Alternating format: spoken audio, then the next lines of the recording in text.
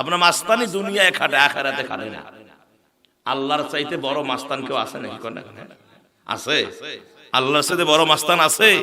আপনি আমি তো সলিমুদ্দি কয় হাত মাত্র, 3.5 হাত মানুষ। হ্যাঁ, আমাদের চাইতে কত লম্বা, 120 হাত পর্যন্ত লম্বা ছিল এই পৃথিবীতে মানুষ। আল্লাহ পাকের সাথে নাফরমানি করার কারণে আমার আল্লাহ আস্তে করে বাতাসে উড়ায়া পাহাড়ের সাথে আছাড় মেরে পৃথিবী থেকে বিদায় করে দিয়েছেন। সেই তুলনায় তো আমাদের মশা মাছি, সেই তুলনায় কি আমরা মশা মাছি? তাও মশা মাছিরও শক্তি আছে, আমাদের ওই শক্তি নাই। কেমন করে? এখন 4-5টা বল্লা বা মৌমাছি আপনাকে অ্যাটাক করুক, দেখেন আপনি কত দুর্বল। ওই 4-5টা মৌমাছির কাছে আপনি অসহায়। কথা কেন কেন? হ্যাঁ, অসহায়। এখন একটা সাপ এই দিক দিয়ে ঢুকুক, সব উঠে মার, আমিও দৌড় মারবো। তাহলে একটা সাপের কাছে আমরা কত অসহায়। কথা কন? একটা এরকম একটা ব্যাং, একটা বড় সাইজের ব্যাং যদি এখন লাফাতে লাফাতে এই দিক দিয়ে ঢোকে, ওই একটাও থাকবে, সব মারবে ওই দিক দিয়ে। একটা ব্যাঙের কাছে আমরা কত অসহায়, একটা কুকুরের কাছে কত অসহায়, একটা বান্দরের কাছে কত অসহায়, একটা বাঘের কাছে আমরা কত অসহায়। আমাদের কোন শক্তি আছে? আমাদের কিচ্ছু নাই আমার ভাইয়েরা। এই জন্য আল্লাহ পাক বলেছেন মাস্তানি করিস না। বেশি মাস্তানি করলে তাহলে তুমি তোমার সৃষ্টির দিকে তাকাও। এক মুঠা নাপাক পানি দিয়ে তোমাকে তৈরি করা হয়েছে।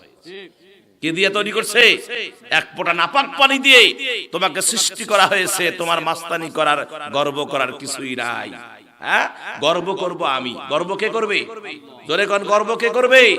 গর্ব করবে আল্লাহ, অহংকার করবে আল্লাহ। আমাদের কোনো অহংকার নাই, আমাদের কোনো গর্ব নাই। সম্মানিত মুসলমান ভাইয়ারা, আল্লাহ রাব্বুল আলামিন তাই বলেন, বান্দারে আমি তোমাদেরকে সৃষ্টি করেছি, তোমাদেরকে দুনিয়ার জমিনে প্রেরণ করেছি, একটা উদ্দেশ্য আমার আছে। কি আছে বলেন? উদ্দেশ্য আছে। সেই উদ্দেশ্যটা আল্লাহ রাব্বুল আলামিন কুরআনুল কারীমের ভিতরে ঢুকায়া দিলেন। রব্বুল আলামিন বললেন, ইয়া আইয়ুহান নাস উ'বুদু রাব্বাকুমুল্লাযী খালাকাকুম ওয়াল্লাযীনা মিন ক্বাবলিকুম লাআল্লাকুম তাত্তাকুন।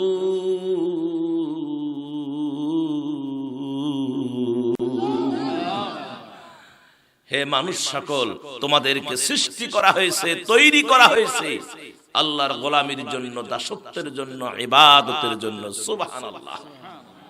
আমরা কি ইবাদত করি ভাই? হ্যাঁ, আজকে মসজিদে আজান হয়, মুসল্লি খুঁজে পাওয়া যায় না। মসজিদে আজান হয়, খুঁজে পাওয়া যায় না। অথচ আমরা বলি যে এবার ইসলামের হুকুমত কায়েম করে ছাড়বো। অথচ একজন অমুসলিম তিনি বলেছেন যে আমি আমার সেন্স দিয়া, আমার থিওরি দিয়া আমি গবেষণা করে দেখেছি, যতক্ষণ পর্যন্ত জুমার দিন যত মানুষ মসজিদে হয় তত মানুষ ফজরে হবে না, ততদিন পর্যন্ত ইসলামী হুকুমত কায়েম হবে না।